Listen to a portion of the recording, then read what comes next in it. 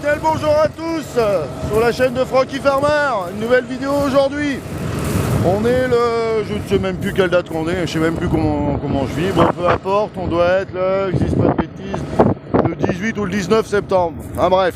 Bon, je pense que vous m'entendez pas très bien à cause du vent. Aujourd'hui, il y a beaucoup de vent, hein. Vous verrez dans le boulot, on remue beaucoup de poussière et ce matin, il faisait pas très chaud. Il faisait 8 degrés avec un vent du nord.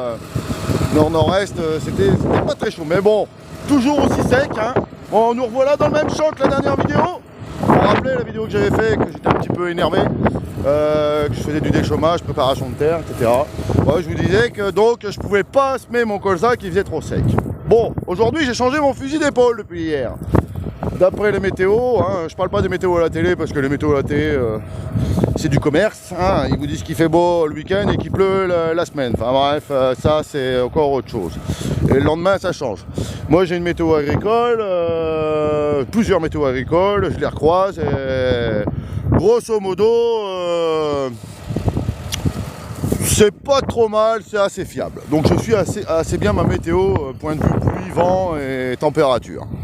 Donc là on est dans le champ, donc je vous disais j'ai changé de fusil d'épaule parce que ils annoncent de la pluie, ils annoncent à peu près 85% de chance d'avoir 5 mm dimanche et un petit peu de pluie tous les jours la semaine prochaine. Donc je m'étais dit j'attends la pluie pour rendre de l'humidité au sol pour semer mes colzas, mais j'ai bien peur que si j'attends que la pluie passe et qu'après je sème et qu'on repart dans du vent et du sec, je vais dessécher le sol et finalement mon colza il va lever pas très bien et on va perdre encore des jours. Donc là aujourd'hui j'anticipe, on pourrait dire que c'est un coup de poker, mais mon coup de poker il va pas être si mal. Donc aujourd'hui j'anticipe, depuis hier je sème mon colza, là on termine, il reste encore 25 hectares. Comme ça, s'il pleut ce week-end par-dessus, et voire même la semaine prochaine, automatiquement il va lever, ça j'ai pas de souci à avoir. Et surtout je n'irai plus à y toucher. Donc là ce qui s'est passé, on n'a pas fait de travail de sol, là, différemment par rapport aux autres années, hein, ça dépend des années, du temps et des conditions de travail. Comme ma terre était préparée à l'avance et qu'elle s'était pas ressalie, qu'elle était nickel, j'ai semé à l'envers. Alors qu'est-ce qu'on appelle semer à l'envers? En temps normal, une parcelle agricole, on la sème, pour ceux qui connaissent pas, vous prenez un carré ou un rectangle, vous coloriez l'intérieur et vous finissez par colorier les bords. Les semis c'est le même principe. On sème le milieu, les grands tours, ce qu'on appelle les grands tours, et on termine par les fourrières, donc les bords. Les bords, ça s'appelle les fourrières. Là, pour le coup, depuis hier, je fais à l'envers.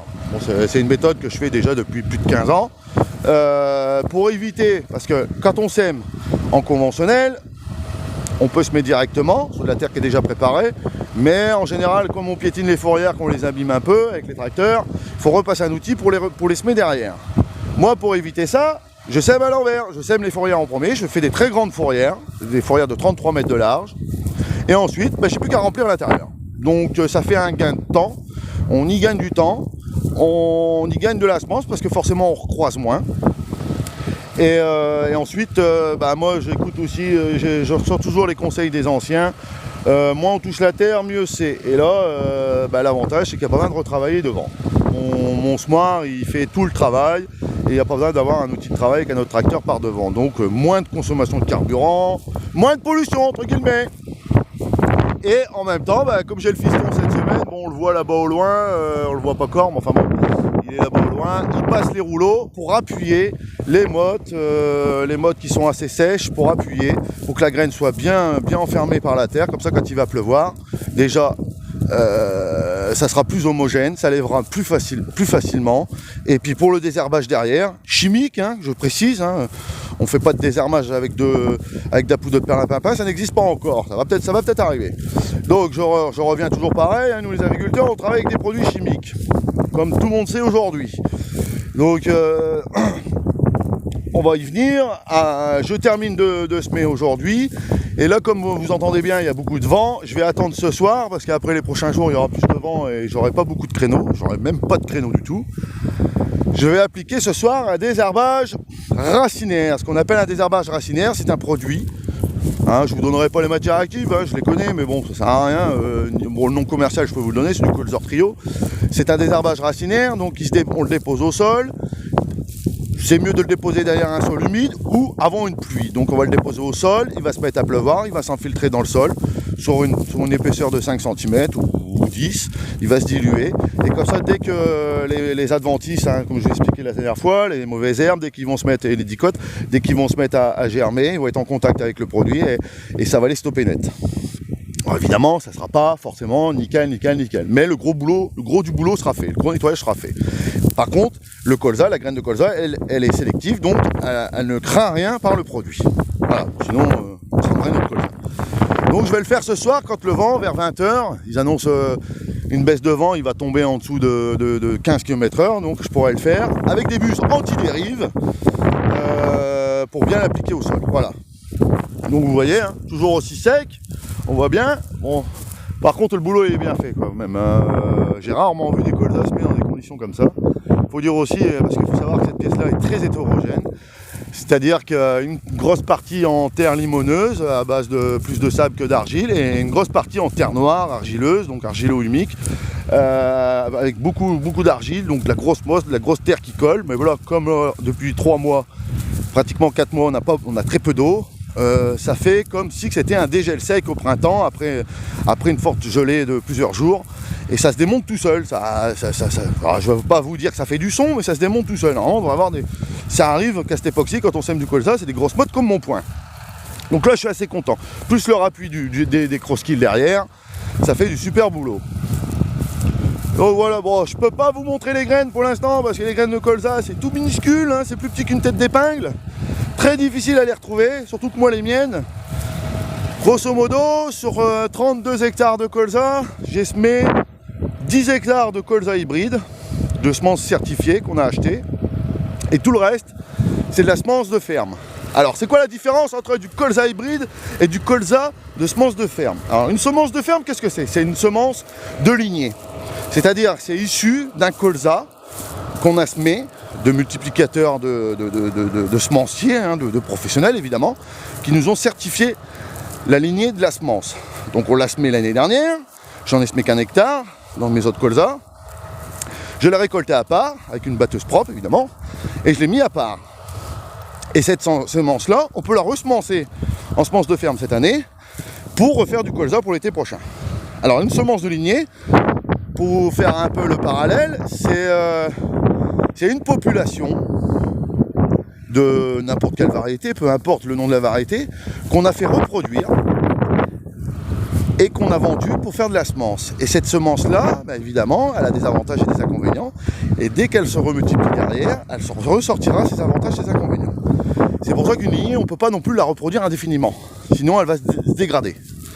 Donc, on recherche toujours de faire des nouvelles lignées. Cette semence-là, ça sème, on cherche à avoir une population levée de 60 grains au mètre carré. Et comme c'est de la semence de ferme, bon, on en met toujours un peu plus pour être sûr. Et ça coûte pas cher. Grosso modo, ça me coûte quelques euros de l'hectare. Enfin, je me reprends, ça coûte à l'exploitation quelques euros à l'hectare. Donc c'est un gain pour nous et c'est des semences pures, des semences et en plus non traitées. Moi, je ne les traite pas, les semences de ferme. Donc bon, c'est un risque, mais je ne les traite pas. Par contre, les semences qu'on achète, c'est comme ça, elles sont traitées. Donc elles sont enrobées. En semence hybride, qu'est-ce que c'est un hybride? Un hybride, c'est 2 familles de lignées pures. Un père, une mère, par exemple, hein, je vais faire simple, avec des avantages, beaucoup d'avantages. Donc on va prendre une mère, par exemple, plus résistante aux insectes, et un père, par exemple, plus résistant au FOMA, à la rhincosporiose, enfin, à certaines maladies. Et on les multiplie ensemble, et ça donne une variété, ce qu'on appelle une variété hybride. L'avantage de cette variété hybride-là, quand on les multiplie ensemble, c'est qu'elle va ressortir systématiquement dès qu'on va la ressemer, donc cette première variété-là, quand on va la semer, la variété issue des deux parents lignés, elle va ressortir toutes les qualités du père et de la mère. Le souci, c'est qu'on ne peut pas la ressemer derrière. C'est pour ça qu'on ne ressème jamais des hybrides. Parce que si on la ressème, évidemment, elle va faire des fleurs, évidemment, ça va faire des graines, mais elle va se dégénérer tout de suite. On aura une mauvaise pollinisation, une mauvaise reproduction, peut-être une explosion de maladies, de sensibilité au froid, de plein de choses. Donc, économiquement, zéro. C'est pour ça qu'un hybride, on ne peut pas se le reproduire nous-mêmes en ferme. Un ligné, oui, mais on ne le fait qu'une fois, puisqu'il a déjà été reproduit de lui-même. On pourrait le refaire une deuxième fois, une troisième fois, mais on perdrait du rendement. Donc, je favorise quand même les productions linéaires. Le seul souci en colza, c'est que les productions linéaires, il n'y a que 2-3 variétés correctes sous le marché. Donc c'est très compliqué. Enfin, ça devient compliqué. Les hybrides, on en a un panel énorme. Parce que selon le type de sol, le type de région, on choisit en fonction de son exploitation. Malheureusement, l'hybride, ça coûte très cher. En moyenne, un hectare semé en hybride, ça nous coûte entre 60 et 80 euros de l'hectare. Tandis qu'en semences de ferme, quelques euros, c'est peanuts. Donc voilà un peu la différence. Ce que je voulais vous faire aujourd'hui, la petite vidéo, c'est la différence entre un hybride, un colza hybride et un colza ligné. Bon, on va faire un petit tour vite fait, hein, parce qu'avec le vent, je suppose que vous n'entendez pas très bien. Donc comme il y a quelques jours, un combiné 930 Vario Fendt, hein, attelé à un semoir Waderstadt, un Rapide 600, donc 6 mètres. Donc c'est un combiné, c'est des semoirs qui sont faits pour travailler dans ce qu'on appelle un semis simplifié. Il y a une rangée de disques à l'avant qui travaille le sol, qui retravaille le sol, une rangée de dents crossboard. Bon, les crossboards on s'en sert très peu, mais surtout la rangée de disques à l'avant, et deux rangées de disques semeurs à l'arrière, plus les roues rappuyeurs et les RC-Tri derrière. Alors le principe de ce semoir, c'est un semoir très précis. Vous vous rendez compte, hein, je vous ai dit tout à l'heure, un hybride 35 mètres carrés. On cherche 35, je me reprends, on cherche à avoir une population de 35 grains levés au mètre carré quand même en hybride. Et voire même, selon qu'il y a des attaques de limaces, etc., on peut avoir 10 grains, moi je ne retourne pas le colza, à 10 pieds de colza. Non, ça marche très bien. L'avantage d'un hybride, d'où l'intérêt de mettre des hybrides, c'est qu'ils sont très forts ces colzas-là. Ils sont très résistants, très forts, ils compensent, ils sont intelligents. Donc s'il n'y a pas beaucoup de pieds, il va brancher et il va remplir le vide. Un ligné, c'est plus compliqué. Un ligné, c'est pour ça qu'on cherche à avoir au minimum 60 pieds levés, parce que lui, il branche pas pareil, plus sensible, plus fragile.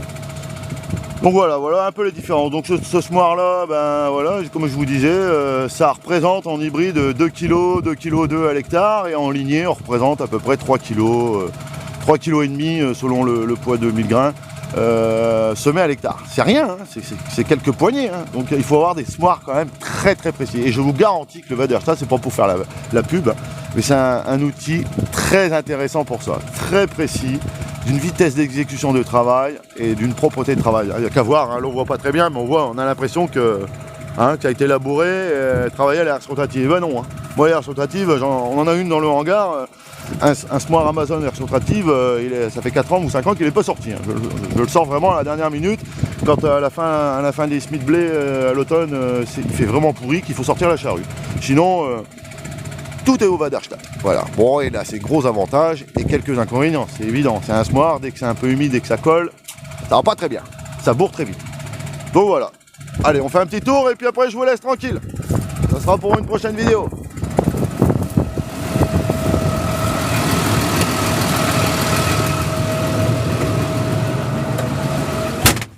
Allez hop, on monte dans le tracteur, on va couper la radio, GPS en route, hein. Allez, on met les vents en route, c'est parti, allez, hop, on est parti. Là, le fiston il attend parce qu'il a pris, il m'a rateint ce que j'ai travaillé, donc forcément il attend. Allez, c'est parti, 17 km/h, 17,5 de SMI. Voilà, vous voyez déjà dans le rétro, on voit beaucoup la poussière. Hein. On voit pas très bien le GPS. Le Digitrol pour les rayons bouchés. L'ordinateur, vous voyez, 3,3 kg, on est à 3,3 kg de SMI à l'hectare. Hein. Ouais, ça remue, hein. Ça remue beaucoup. Et vous voyez, un semoir qui est quand même très bien, très stable, qui fait du bon boulot. Bon, finalement, un peu de pluie, ça fera du bien, parce que là, la poussière, on en mange plein la bouche constamment, on a l'impression d'avoir des grains de sable constamment dans la bouche. Malgré qu'on est dans des bonnes cabines étanches, mais bon, on a beau faire, on remet beaucoup de poussière. Donc voilà, Voilà, je vous ai fait un tout petit cours, la différence entre l'hybride et le ligné. N'hésitez pas à me suivre, vous mettez un pouce ou un j'aime. Et à la prochaine pour les prochaines vidéos, ce sera certainement aux betteraves, parce qu'on va pas tarder à arracher les betteraves, donc vidéo betterave sucrière. A plus les amis.